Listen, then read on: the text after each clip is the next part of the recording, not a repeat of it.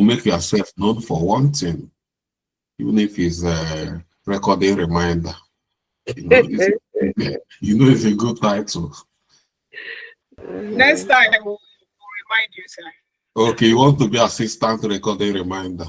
Yes, sir, it's not bad. We start from there. Okay, that's good. More rules are creating itself here. Okay, thank you everyone, both recording reminders and the assistants. Thank you all of you. And tonight, we are going to talk about risk management in project management. So you know that projects is all about risk. You manage risk. As a matter of fact, another name for project is risk. So that's why they are paying you a lot of money in order to carry their baggage. That is project is big risk. So, and that's why so many people are running away from project manager. So in IT, some people prefer to hide under project manager. That's why some people want to be business analysts. They want to be this and that, but they don't want to be project manager. Project manager is a lot of responsibilities to manage risk. When you are dealing with human being, it's all about risk, because you know that we human beings, we are very corny people. We'll be telling you yes, but what is in our mind is no. So, and that's why we need to learn how to manage risk in a project full of uncertainties project. But if you learn how to manage this project, it's going to reduce the likelihood of project not succeeding. And we have different ways, different method, documentations we use in managing this risk. We have a document called RAID log. So, and we have another document called risk register. These are documents we use to capture risk and then mitigate all the risk we captured and close them. Once you keep capturing the risk and be mitigating and closing them, you don't have any problem. But the issue is, do you know about it? And that's what we are going to talk about tonight.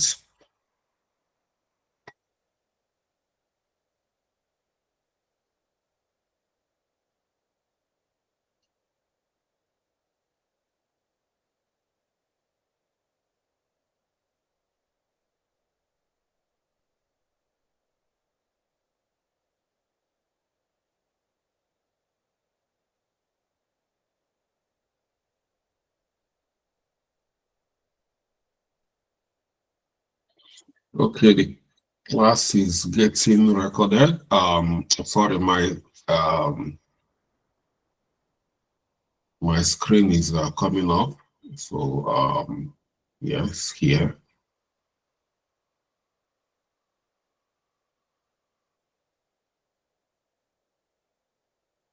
Can you see my screen? Yes, sir, but it's not Yes, full sir. yet. Hmm? Sir, but it's not a It's full half, screen. it's not full yet.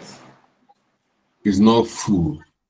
The screen is very low. More like the It's writings not are very legible. It's It's tiny. tiny. tiny. It's very tiny. Not They're very legible. tiny. Okay. Don't worry. Main thing is you're listening very well and understand everything. But this is the size we'll be using to teach, so nothing changed. And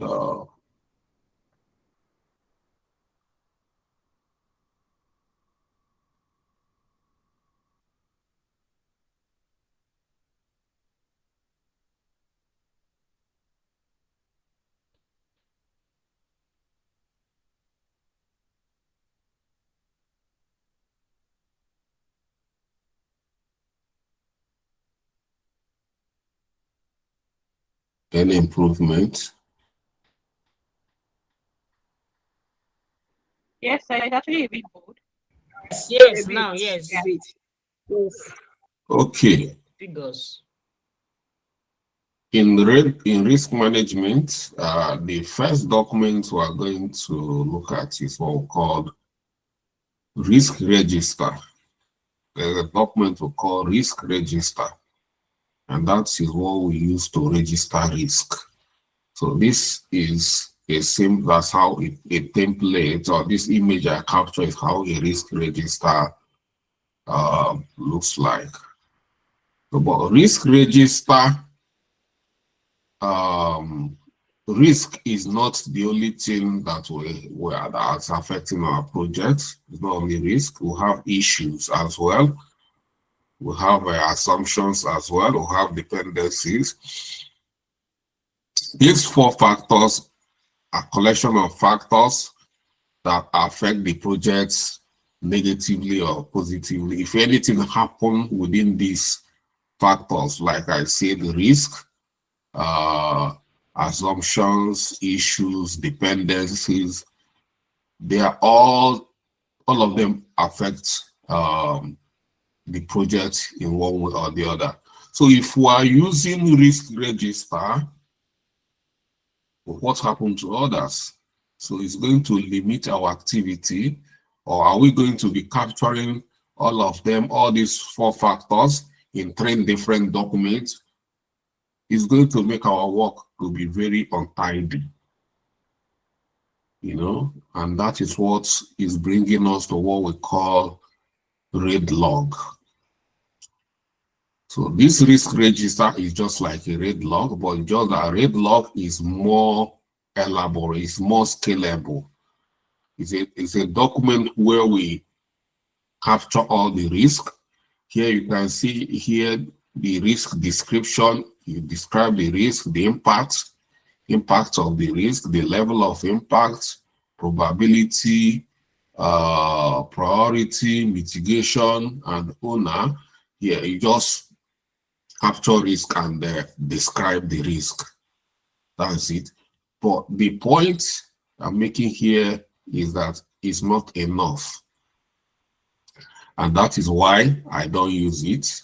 And in so many places I have worked, I weren't using it. So, but I have to talk about it because you need to know about it. So you might say, when you start using RAID log, tomorrow you stumble upon risk register. Mr. Charles didn't tell us anything about risk register. It's just a simple document to capture your risk and manage them. But it's only risk. But risk is not the only thing that's going to hurt our project. So that's what brings us to RAID log. So RAID log is one document that captures everything. RAID here, the full meaning of RAID, R is for risk, A is for assumptions, I is for issue, and D is for dependency. So these are 4 factors or 4 elements that is affecting projects. And log is, we log it in register. Log is just like a register. You register where you log something, log like logbook. So, and you see, in this case, you see you have RAID category. When you want to capture a RAID element, you come here, you capture it under. Don't worry, we are going to have a document like this, live one, we are going to use. So as soon as we finish this session, we are going to have one for yourself, because we are going to be managing a lot of projects. So you need one to capture your project. So I'm going to dash you one template. Every session, you are sure of me dashing you one thing. So that's what makes me a very nice guy, because I keep dashing you something as you are going to use all the days of your life. as an IT pro. We appreciate you, Mr. Charles. Thank you very much. Thank you. Okay. So you see here you are capturing issue, assumption, and dependent issue. Yeah. So after capturing it, you describe them here. You talk about the impact here. You talk about the owner here. And then you talk about the priority. And after the priority, then you talk about what we call risk probability number. So the probability number means the likelihood of this happening. What are the likelihood? So we're going to talk about that as well. And status. Status, we need to talk about if it's closed or is still open.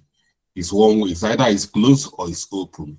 As long as you manage the risk or the issue or the assumption, once it's mitigated, you know, the project is no longer at risk or at any danger because of that particular element, you close it. And every of them must have an owner. A team member must be assigned to own it. Owning it doesn't mean that he's going to be the one. He means that he's one going to be facilitating meeting, calling other team members on a meeting on how to resolve that risk or issue.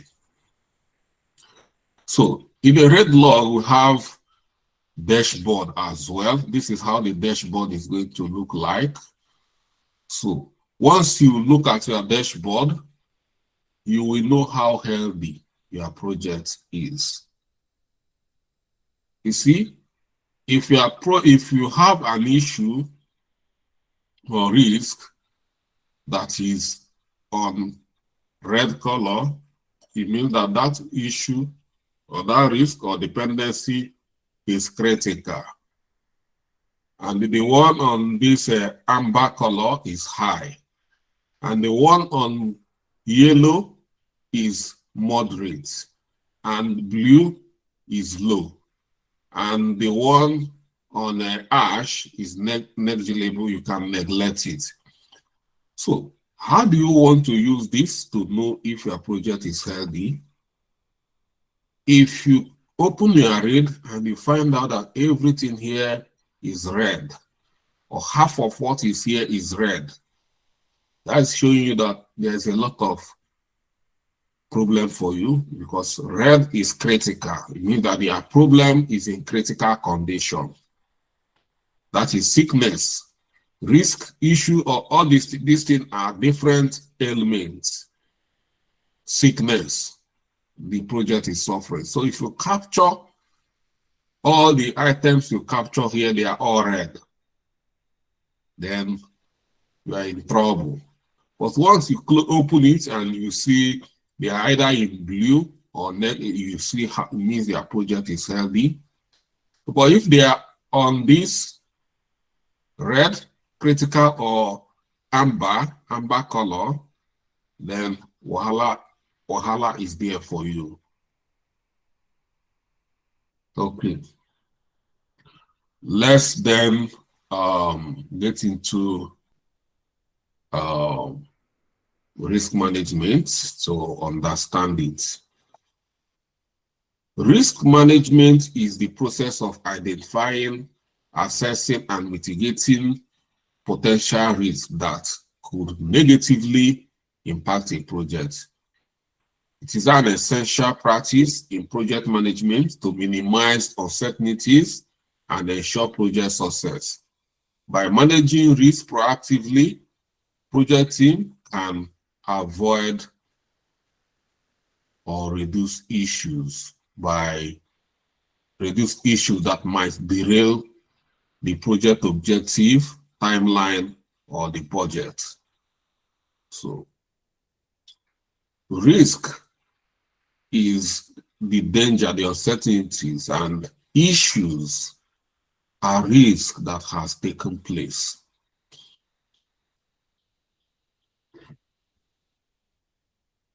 Key risk management components, and here we have The first thing is identification, risk identification, spotting potential risk that could affect the project. How do you identify risk? You can't just identify it if you don't look at your project thoroughly. So that's why we are going to be having in the project, we're going to be having what we call RAID meeting. RAID meeting in a project is a statutory meeting. Statutory meeting means that it's a requirement. You must do it. You must do it at least once every week. You should have a RAID meeting to capture project risk. And it's not only, it's a project team. And everybody will be able to brainstorm and identify all the issues. The issues or the risk can be team members are not submitting their deliverables on time. This can be a risk. You don't, areas you can be monitoring to capture can be within your budget. It can be within your timeline. It can be within your scope. You constantly monitor your scope. You constantly monitor the timeline, the schedule. You see, we have schedule now. We've done our project management plan. So we have schedules. We know when every item is starting and when they are finishing. And you know that other items are waiting for the first item by predecessor to finish before they can start. So when the main item get delayed, it delays others. These are risks. So these are things for some of you who ask, how do we identify? These are simple. There is no big, you are waiting for earthquake before you say yes, we have a risk. No. Earthquake will not, there's never be an earthquake, you know, and there will not have COVID-19 again. So you cannot wait for all this for you to say, yes, this is a risk. So these are where you can be spotting risk. After spotting a risk assessment, evaluate the impacts and likelihood of the risk happening. The team will brainstorm and evaluate the likelihood of it happening. And then risk mitigation. You plan for response to minimize the risk. Either you try to transfer the risk, own the risk, or deal with the risk, whichever way, but that is mitigation. When you go in this country, you buy a car, that car is not driving out until you insure that car.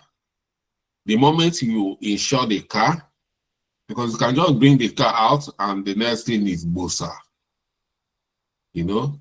So, but if you have insured the car, you have transferred that risk to the insurance company. So that once you drive out and somebody hits you, what is your own? The only thing is that it will take you time for insurance to sort it out. And risk monitoring, you need to continuously track and manage risk throughout the project life cycle. So that's why I say RAID meeting should be a statutory meeting that happens once every week. And by so doing, you constantly capture and manage the risk. That is when you are in agile waterfall environment. At least once every week when you're in waterfall environment, we are going to talk about methodology so you understand what is waterfall, understand what is agile, Prince2 and the rest. So, but if you are working in agile environments, there's what we call daily stand-up.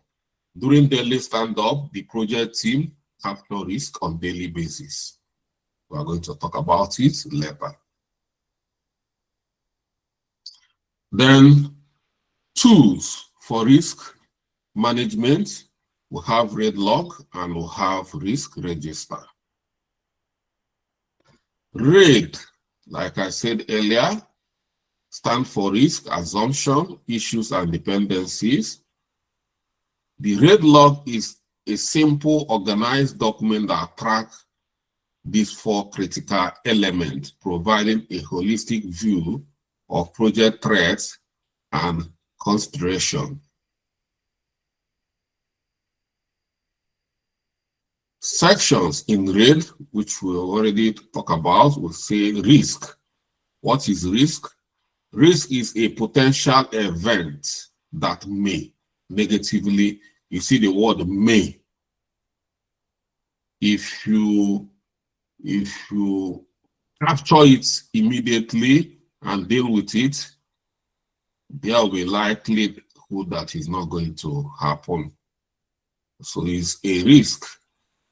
It's like negatively may impact. So, but when we talk of assumptions made at the start of the project that could impact the outcome of the project.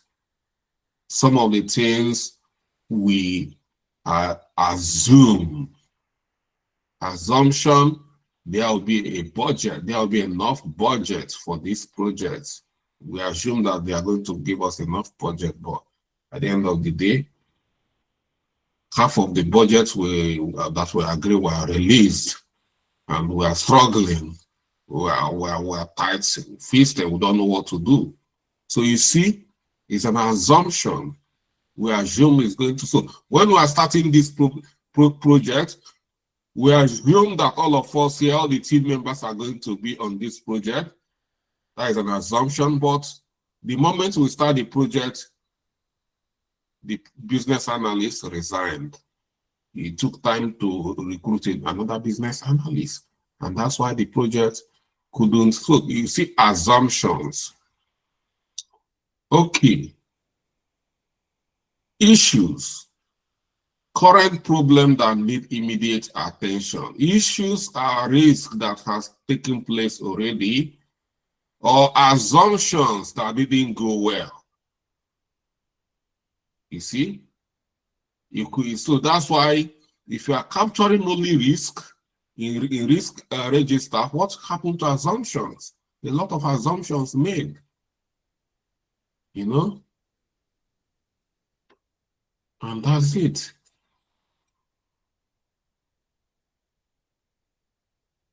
We assume that we are not going to quarrel when we wedded.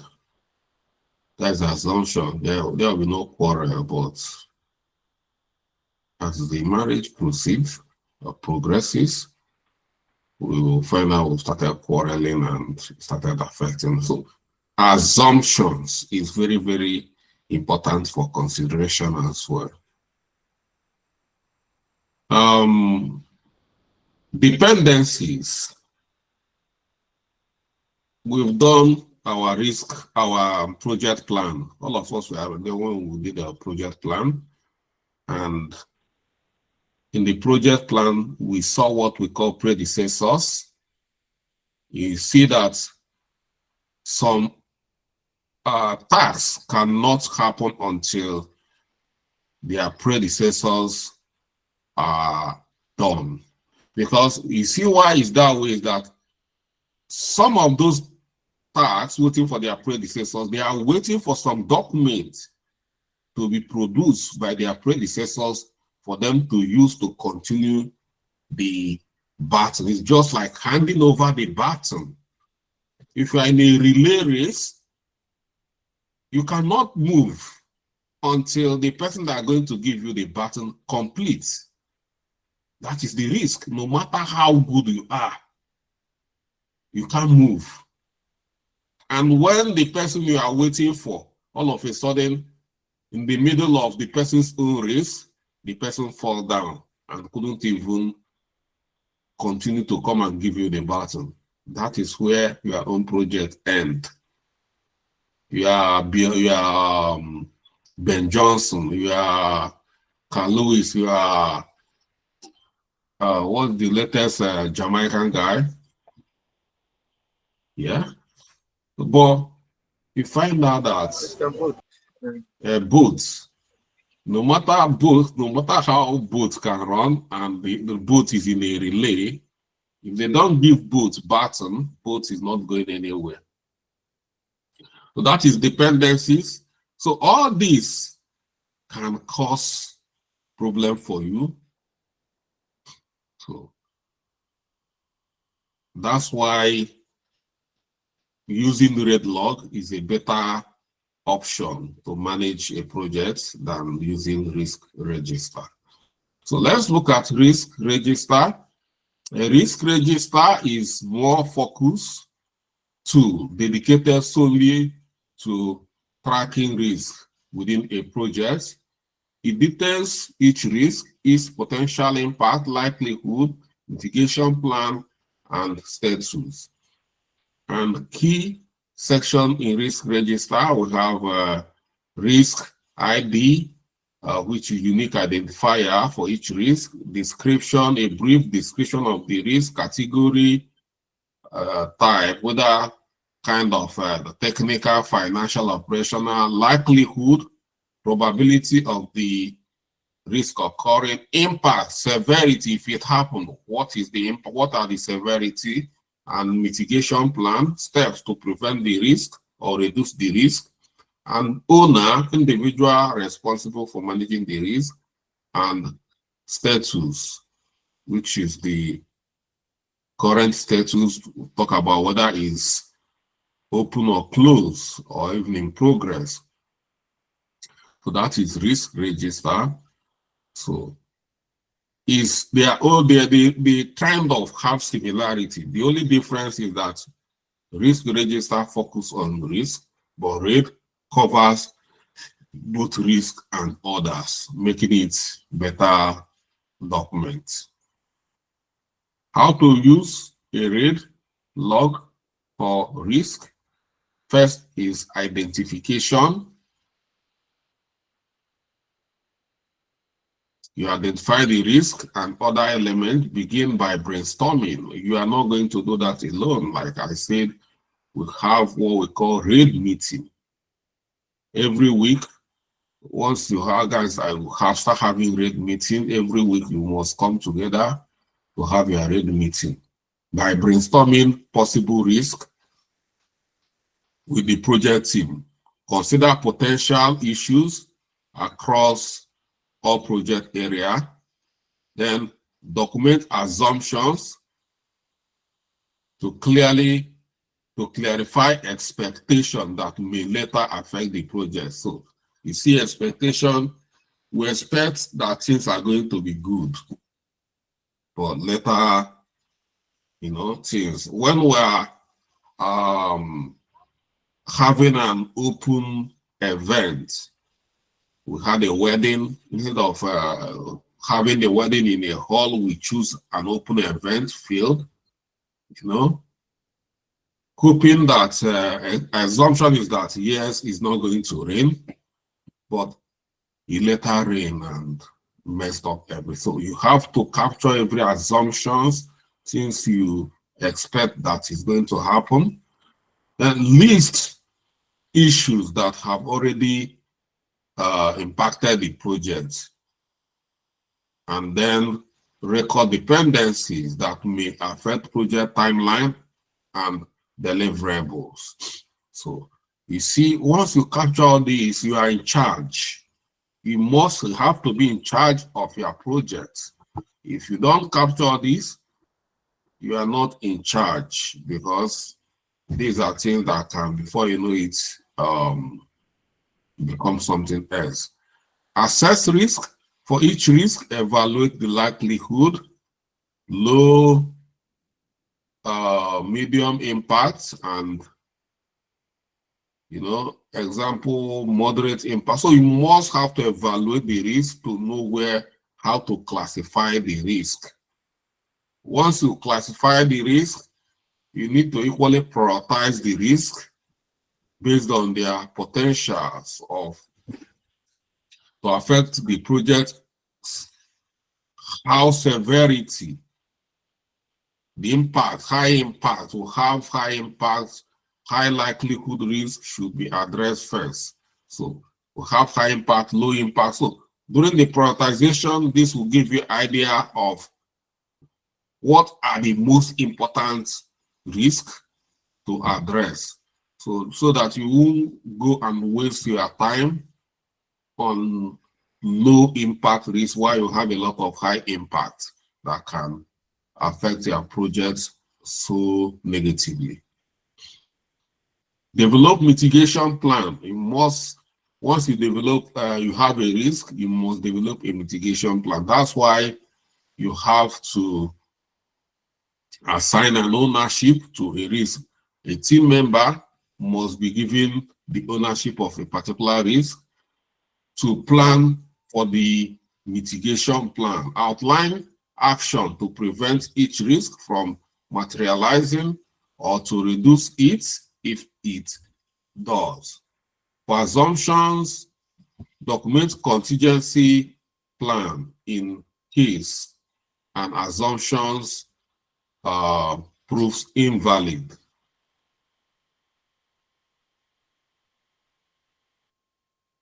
And then track issues with detailed action plan for resolution. Then we have assignments, assigning ownership. Designate a team member to be responsible for each risk or issue. You know, you are a project manager, you are going to be a project manager very soon. You don't have to do everything.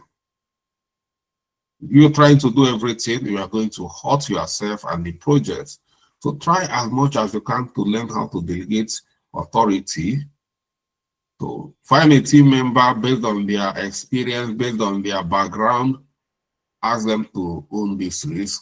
And then once you assign it, yes, you'll still be there, but what you are going to be doing is monitoring and control.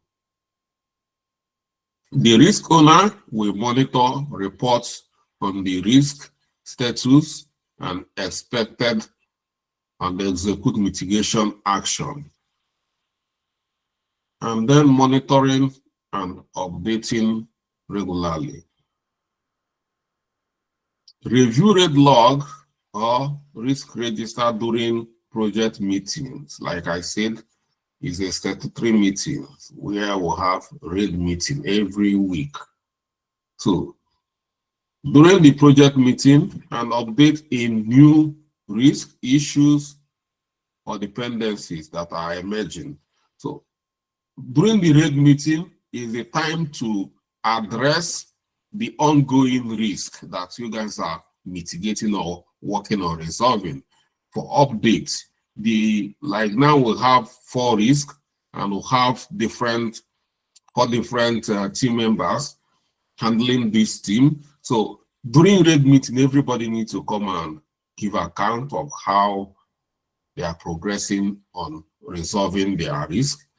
So, and with that, you should be able to know the status of the risk, and then is an opportunity to capture more risk or more red and document them and do more assignments.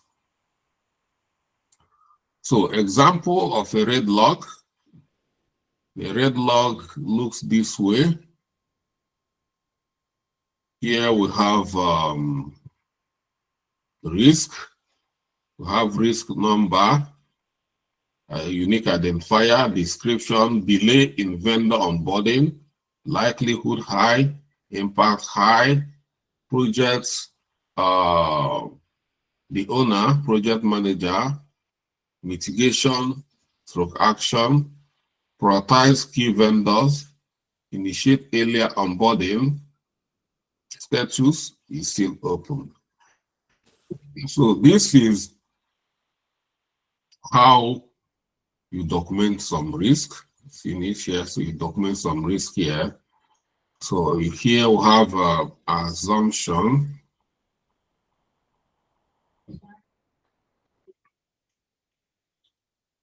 You have assumption, and under assumption, sufficient vendor available. We are assuming that we're going to have sufficient vendors. Likelihood, medium, impact, moderate, owner, business analyst. You see here, the project manager is not handling the whole risk, and he's not exempting himself from managing. So he assigns some to business analysts, some he is managing some of them himself. So mitigation, vendor analysis before expansion. So we have to do vendor analysis in order to understand if we're going to have, not by just intuition, that we are going to have enough vendor. Business analysts might after carrying out vendor analysis, you find out that we are not really, based on our demography, our food track or food delivery system, we're in and we want to expand it in a local area where so many of the vendors do not even have smartphone, and they don't even know how to use and even poor internet. So because of that, there will not be enough vendor. Well, anybody who do not do analysis will just say, because it's a new technology, new this thing, everybody will like it. Because you like it doesn't mean everybody will like it. And that's why you must do analysis. So I'm just trying to, so you see, that is assumption. An issue, it has happened. Low customer satisfaction, customers are no longer happy. They are not happy. And here we have likelihood, medium, impact, high. Owner, we assign it to team member that have got customer support. So, and analyze, complain, and adjust service quality in progress. Huh? Are you talking to me?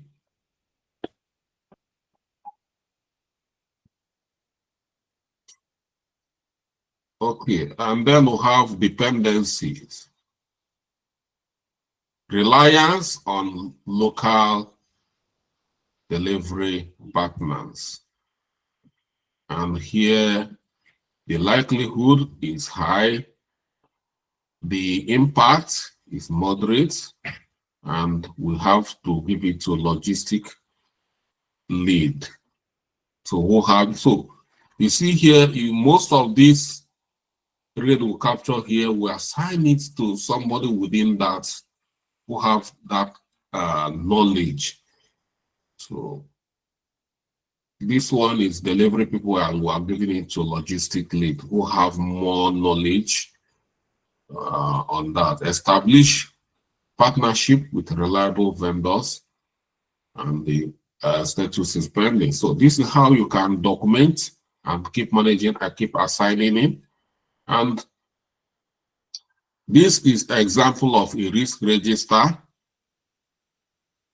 You see here, you don't have any red here.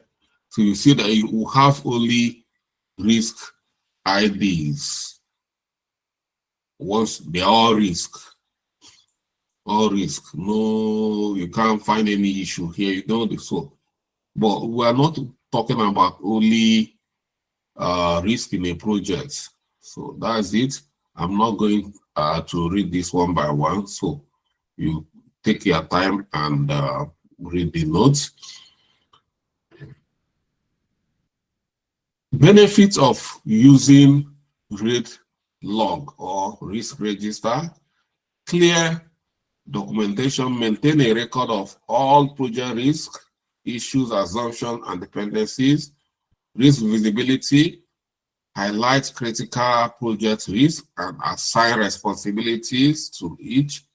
Proactive management, enable team to identify and respond to risk before they escalate. And enhanced communication, keep stakeholders informed on potential challenges and mitigation efforts. This is what is going to make the stakeholders to fall in love with you. They are falling in love with you because you are on top of the game, on top of your project. You are in charge. You are telling them challenges. Yes, they know that problem is all about challenges. If you are coming all the time, you are telling them no problem, everything is under control, they are not going to trust you. Everything, no problem, no problem. The time they will hear there is a problem is that the project has busted. So they want to know the challenges. Keep telling them. You don't need to hide anything for them. Nothing. You know, when we did stakeholder analysis, I told you that the high power, high interest stakeholders, nothing comes to them as a surprise, meaning that you need to carry them along at all times. So, risk management tool like a RAID log or risk rate is vital to ensure project success. And by tracking issues, risk issues, assumption, and dependency, project team can proactively address challenges, communicate transparently with stakeholders, and reduce the likelihood of adverse project outcome. Okay, there is what we call risk priority number, which is in RAID, is there in RAID, if you are going to use RAID. So risk priority number is a numerical score used in risk management to prioritize risk based on its severity, likelihood of occurring, and detectability. It helps determine which risk requires immediate action. So that is what's risk priority number, and to calculate it is you have severity times likelihood, detectability. That is what you do in order to calculate the risk probability number. So with that, we have what we call severity, and you scale between 1 to 5. We have likelihood, you scale between 1 to 5 as well, and D, detectability, you equally scale between 1 to 5. So the calculation here is you need to capture everything within all this area, and then which one that has the highest, the risk that has the highest number after the calculation is going to be the one that you are going to assign as the most important risk to address. And this, we do it only in risk. We say risk, not, you don't do it in assumption, you don't do it in issue, you don't do it in dependency, it's only in risk. So, and whichever one that has the highest, like, is between 1 to 50, when you must have finished calculating the probability number, you see some will be having risk probability number of 20, some will have 45, some will have, so whichever one that has the highest probability number is the one that has the likeliest this thing of happening. So that is how we get the risk probability number. So you might need it or you might not need it, but I added it because you might find yourself, that's why I add it at the bottom here. So this is the only calculation we'll have here when we want to capture risk. So That's why I put it here, and I put the formula here to help you understand it more. So that's it. Me, I don't use it, but you need to know about it. And in our rate log, I captured it. So, but it's optional if you want to use it, if you don't want to use it, but you have to know about it and know how to calculate it. So I have to be a bit fast because of time. I want us to look at rate log. I have a rate log here, which I want us, the live rate log, which you are going to receive with the lecture notes. Is a template we can use. So this is a rate log here in our capture this, design this in an Excel template. You can use it anywhere. I've helped so many organizations, I've dashed them some of my template. So this is we have two sheets here. One is dashboard and one is the log where you will log the rate. Is configured that once you log the rate, it will appear on your dashboard.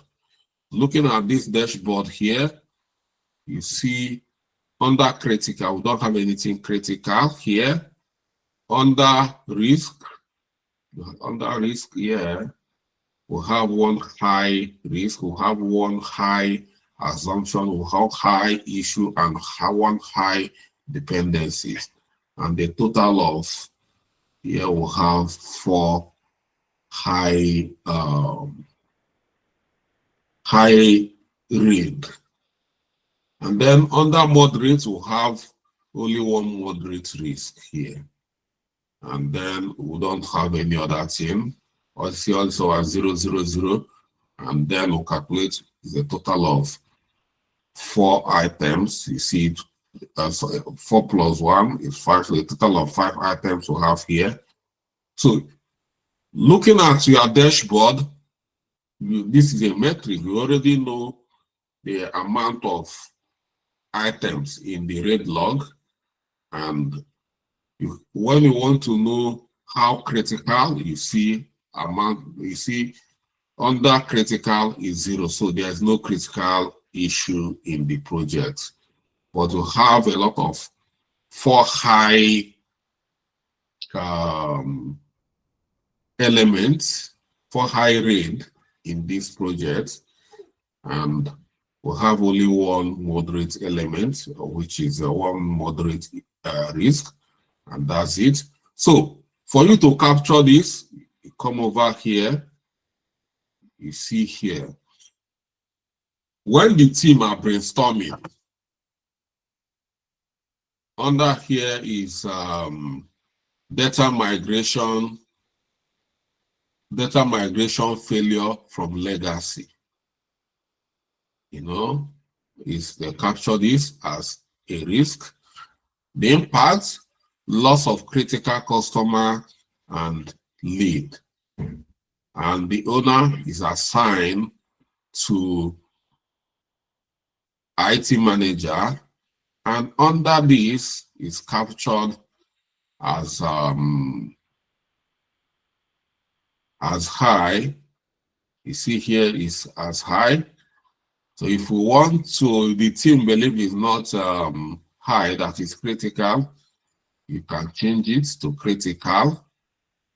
And the severity, so you look at risk probability number here. If you open this up, you see under this you have is 48. Under severity, we capture this as 4. Under likelihood, we capture it as 3. And under detectability, we capture it as 4. So this capturing here, to get number for severity or likelihood, is the team, is a brainstorming. So if you have a team, we are working, when this kind of thing happen, you can vote to determine the severity or likelihood. So when the team votes, maybe everybody, if everybody agree, say we are 5 of us, everybody started voting, it's going to be 4, it's going to be 4, it's going to be 4. At the end of the day, we use the average to determine the severity. We use the average of everybody who voted to determine the likelihood, and we use the average to determine the detectability. And then we use the formula we see times in to get to this number, that is 48. So that is how we get it. And the same thing with this as well. So looking at this, you see this is 48. So this should be giving more attention than this being 24. And this, we put it at moderate. And this, because is above 45, we give it critical. So, and that's it. If you come to other areas like assumption, you see not applicable because there is no risk probability number in assumption, there is none in issue, there is none in dependency. So other areas of resistance to CRM adoption. So if the impact is low adoption rates, and we'll give it to project lead, and it's moderate, and all of them are still open. Whichever one we mitigate, we close it. And then assumption, all agents will complete CRM. Ensure full utilization of CRM. Training, the owner here is training lead. And for me, I don't think it's critical. You can give it, or high, you can give it moderate. And yeah. And this can be mitigated immediately by providing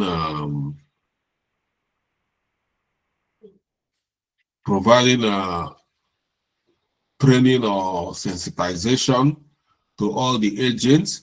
And with that, once that is done, we can just close it. You see, once you close it, you see change color, it becomes green. And then issue, integration delay with payment system, slow transaction affecting team tech, and this is critical, but it's affecting the business. So, and still open. Dependency here, approval from compliance for KYC, that is know your customer, and delayed go live if not approved. Yeah, we can leave it for high. So this is how you keep any item you pick, anything you see here, when you want to talk about approval from compliance. Maybe you know, these are some of the items you know that if this is not done properly, it's going to be a big issue. So you have to raise it up so that the team will have to start working on it. It can equally be a risk, as at this point it's captured as dependency. This is issue that has happened, integration delay.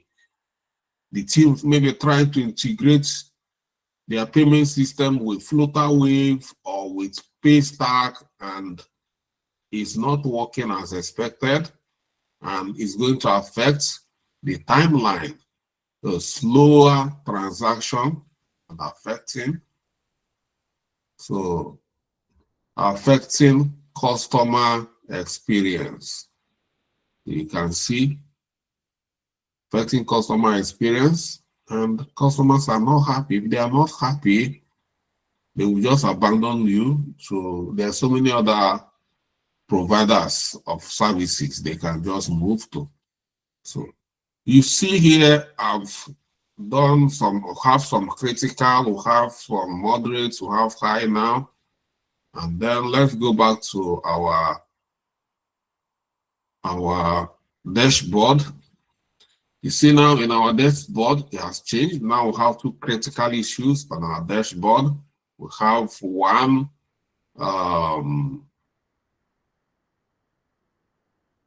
rate in high and one on moderate, and one is already resolved. You remember we closed one, so it's 4. We have a total of 4 RAID on this dashboard, and that is how we are going to be using RAID to manage our projects, capturing not only risk but other things that affect the project. You see, once you have a good culture of constantly capturing, having RAID meeting every week, you are not going to struggle. If you are using waterfall environment, but if you are using agile environment, according to Scrum Guide, we are going to come to that. So if you are not conversant with Agile, we are going to have a full session when it comes to project methodology. The Scrum Guide says that every day, the project team must have a 15 minutes meeting where they are going to be talking about what they are doing, what they've done, what they are going to do, and the challenges, current challenges they are having. They need to talk about their challenges on daily basis. Every day you must talk about challenges. So this is an opportunity to keep on capturing and resolving and capturing it fresh as it's happening, capturing it fresh.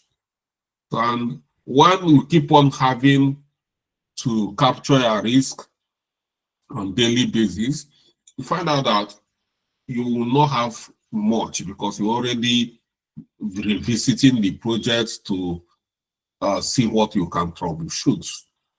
But if you are not doing it regularly, you might find out that by the time you want to thoroughly look at your project, you find out that the project is already derailing. So that's it. So I hope we should be able, when we start our project, we should be able to use this. Like I said, we're going to use RAID. If you want to use risk register, well, good and fine. You can look for risk register. You can create one for yourself. But the only thing which I've been using and I know is very, very scalable is this RAID log.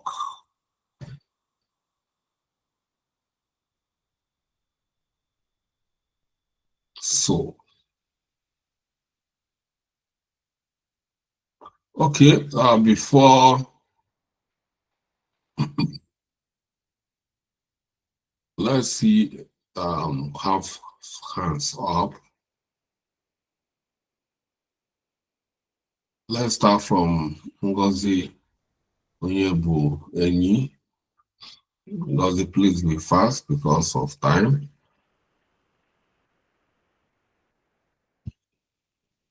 Okay, let's move to Kachi Pascal. We're not waiting for anybody because we don't have time. I have another class immediately after this. Okay, let's move to Jane Francis. Hello. Good evening, sir. Sorry, I was trying to unmute my mic. Okay, Kachi, Jane, please hold on. Good evening. So thank you for the lecture. Now, I have a question. If you go back to the previous, there was one of the assumptions made about the CRM, the training and teaching the staff how to use the CRM. Now, how is that a risk? Is it, okay, if you can go back to that slide so I can show you what I mean. Hello?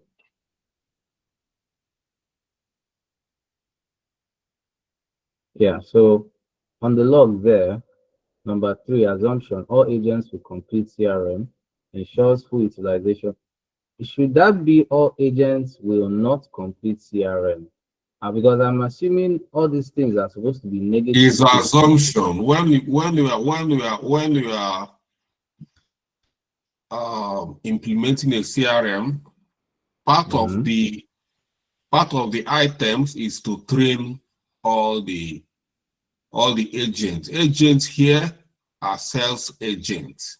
They are going to be trained on how to use this. That is assumption. It's supposed to happen. Okay. Okay, it's supposed to happen. So it's supposed to, all the ones that are risks are not supposed to happen, or avoiding bad things. Assumptions are everything that is expected to happen in that project. Okay. That is assuming that is going to assumptions. Risk are things that is going to affect the project. Anything, even assumption can turn out to become a risk. Even dependency can turn out to become a risk. So that's why we're capturing all of them, because some assumptions, if assumptions are not taken care of the way it's supposed to be, then it becomes a risk and eventually becomes an issue. We assume that, but what if some of the sales reps say that they are not going to be part of, they don't want to train, they are sure they are not interested in this? So it becomes an issue, a risk, because so many of them are saying they are not going to train. It becomes from assumption, it becomes a risk.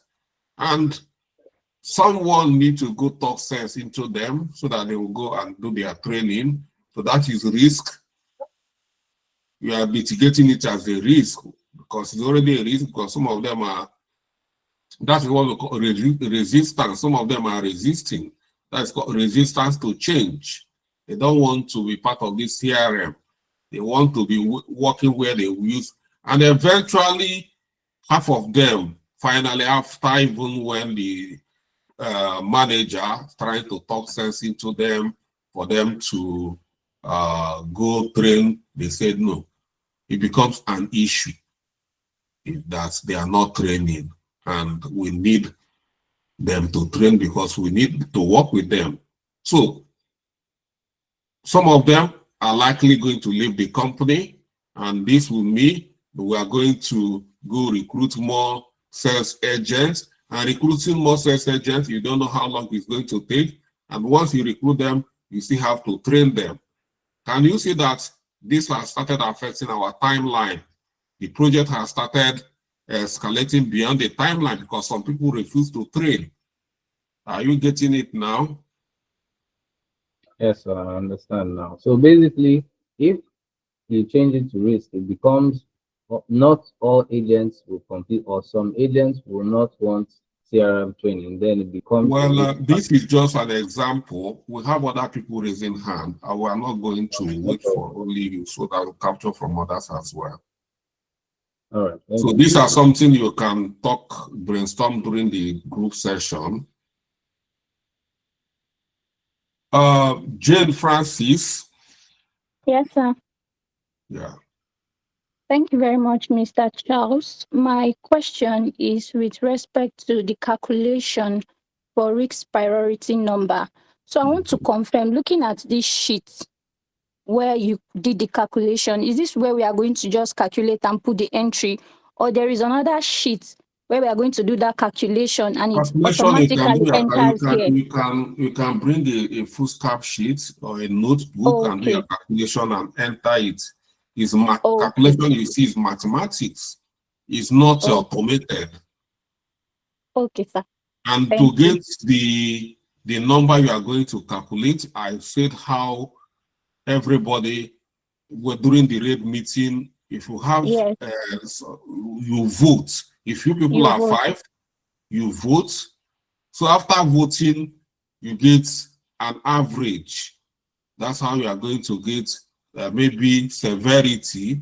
If you believe that this is severe, some I can say no, it's not severe. So everybody start voting. So Yes. you can, some people can say, well, it's severe, I vote 5. Some say no, it's not that so severe, I vote 2. Some even say no, it's not even, I vote 0. At the end of the voting, you do the average to Multiply. know the severity number.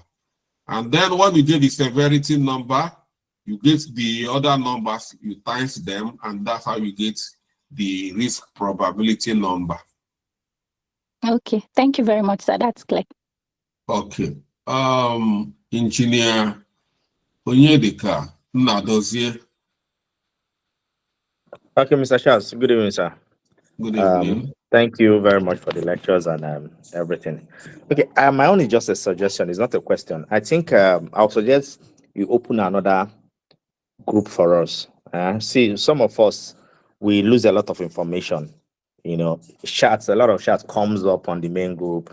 You know, we're already come back. working on that. That's why we're asking people to fill. You didn't know about the group, project grouping. No, I didn't. I filled a form. I'm just like, no, this one can be a WhatsApp where you can put like this data you share with us. Like, No, only the admin can. How many group are we going to have in one boot camp? Okay, no problem. So when we break it into groups, then you can brainstorm in our various groups, because by then you have a project to work with, and every group will have to work on their own project. So it's enough. Once we do the grouping we are planning to do, that will be enough. If you want to have accountability partner, then that's still good. But we are not going to create more groups that we are not going to be able to manage. So any group I'm creating, I will be in that group and I'll be effective in managing the group. So I don't create that. What I'm asking for is not a group, is you are the only one that can say anything on that group. Only you and the admin. No other person is permitted to say anything. Yeah, I know. Once we create other groups, then we'll be able to be locking up the main group. But the main group is open now because we don't have other groups. Oh, and okay, I get it now. We need to hear from people. We need to understand how people are struggling, challenges from the group. That is the purpose. Although some of you are misusing it because you use it as a chat group, as a joke group, but that is where people, I can't log into my system, I'm struggling to download this. This is where you drop it and somebody will follow it up. So we have a lot of admins in that group that should be able to follow your challenges up. When you have a challenge, you drop it in that's the purpose of the group. But some of you have turned it into a motor park. Doris Chebu. I'm sorry, Oha Ebu.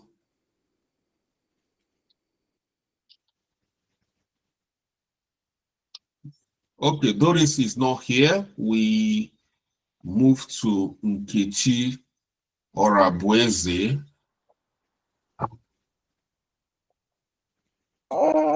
Hello, good evening, sir. Sorry, pardon my baby. No Okay, worry. mine is not a question, actually. I could grab most of the things. It's actually a question, or I don't know, a request. Please just go click regarding to whether it's a question or not. the form the link you sent for the form.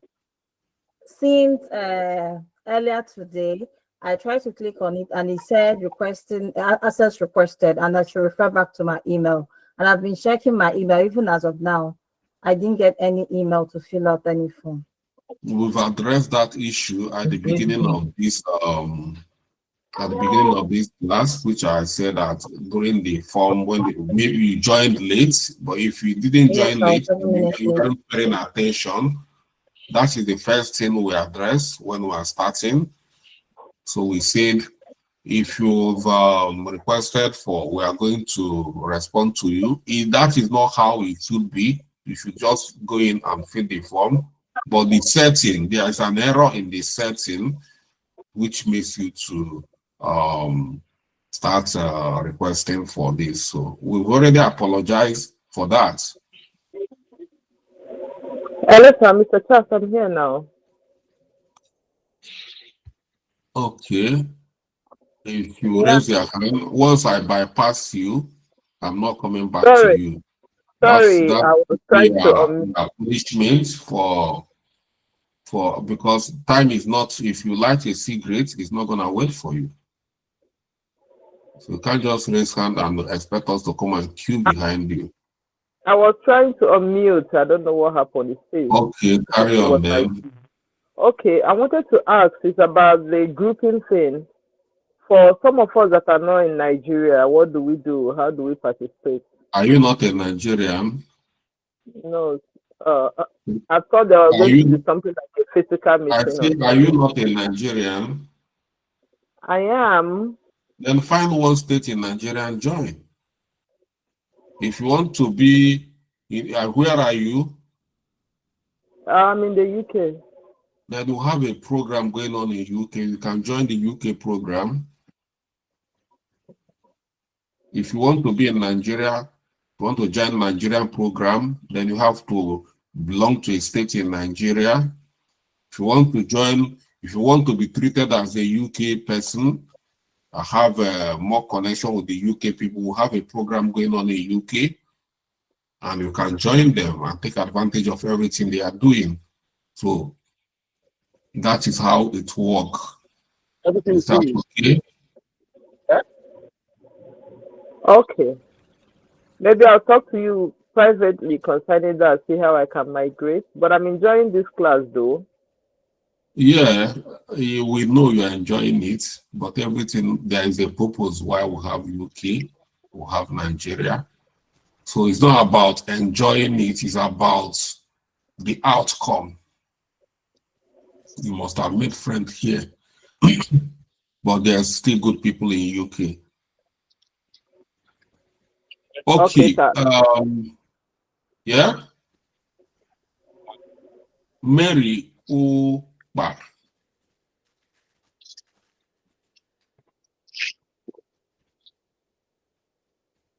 Okay, we'll move to... Good evening, sir.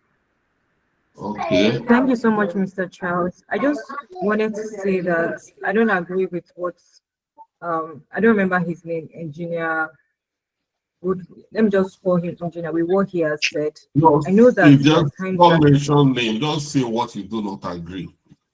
Yeah.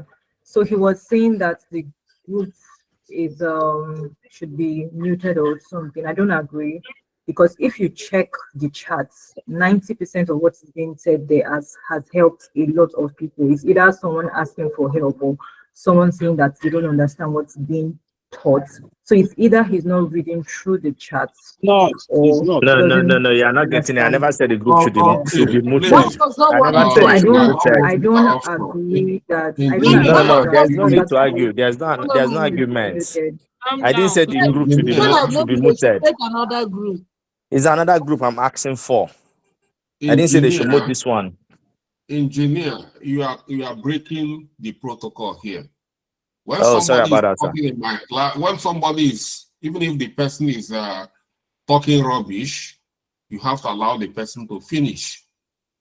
That is the protocol. When you are speaking, nobody interrupted you. So don't do that again. When somebody is speaking, even myself, if somebody is saying, I'll try as much as I can to hold myself so that the person will finish. And then, so if we start attacking each other or interrupting, it doesn't make us, it's not mature. you know, and we should, because somebody does that to you, you're not gonna be happy. But I want to make another contribution about this. And I said earlier, when I finish a topic, all the question or comment I want from you must be from the topic, not outside the topic. I don't want to finish a risk management meeting and I'll be discussing group chats. I don't see how that is related. Some people are here to learn about how to manage risk, not how to create a group or how what will happen in the group. So it's not, it's out of order. So I've said it so many times so that people say that I ignore you or I'm rude on you, because you might ask something that is not related to the topic and I will ignore you. That will sound rude. I don't want that. If you have any concern, you can talk to any person in the, you have admin there, you can talk to the admin, or you can talk to me directly before the class or outside the class. Anything you need to talk to me outside the class must be on the topic we are learning.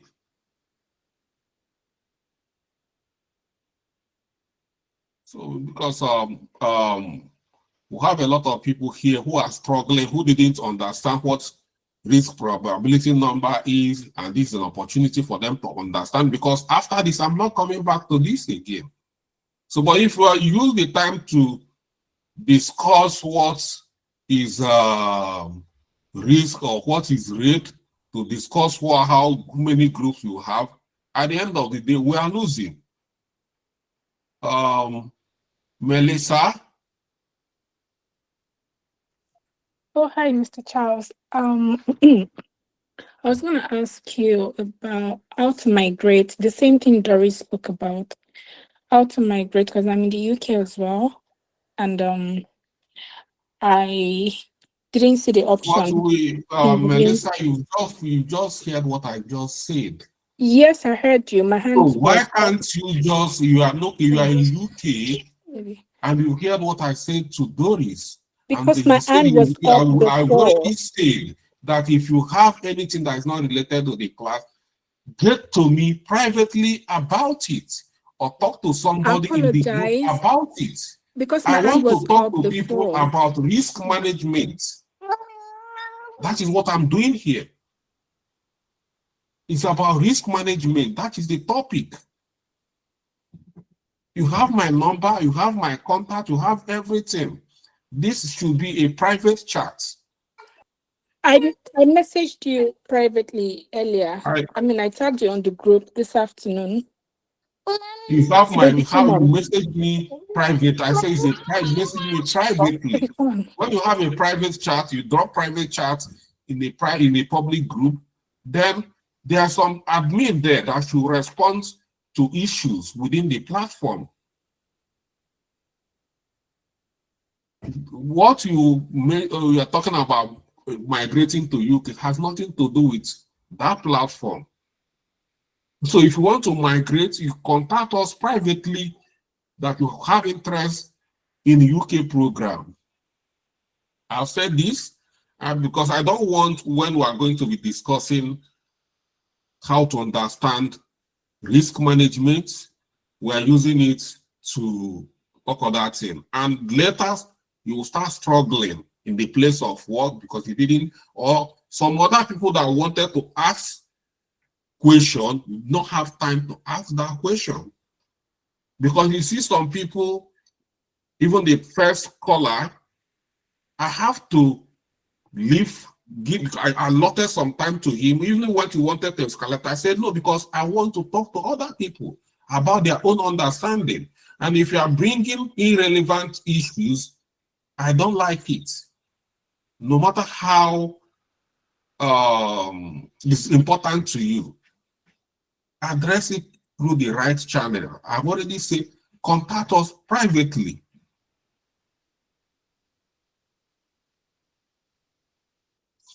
Okay. Thank you everyone for joining tonight.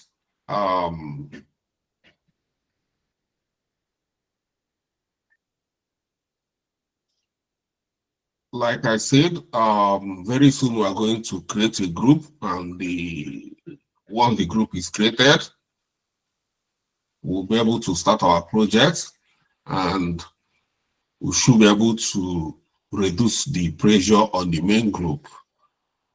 So that's it. If you have any other issues outside what is in class, you message me. I respond to chat message even in midnight. As long as I'm with my mobile phone, I respond. Even if I don't respond now, I'll still come to respond to you. So I've not seen anybody who said that he contacted me and I refused to talk to him. That is a lie. That should be a grievous lie against me. And good night, because I have a class. I need to start in 2 minutes. Thank you very much, sir. Good night. Yeah. Thank you, sir. Good night. Thank you, Mr. Charles. Thank you, sir. Good night. Thank you, sir. Good night. Thank you, Miss. Thank you. Thank you, Mr. Charles. See Thank you. you, Mr. Charles. Good evening, Mr. Charles. Thank you very much. Good night. Good night.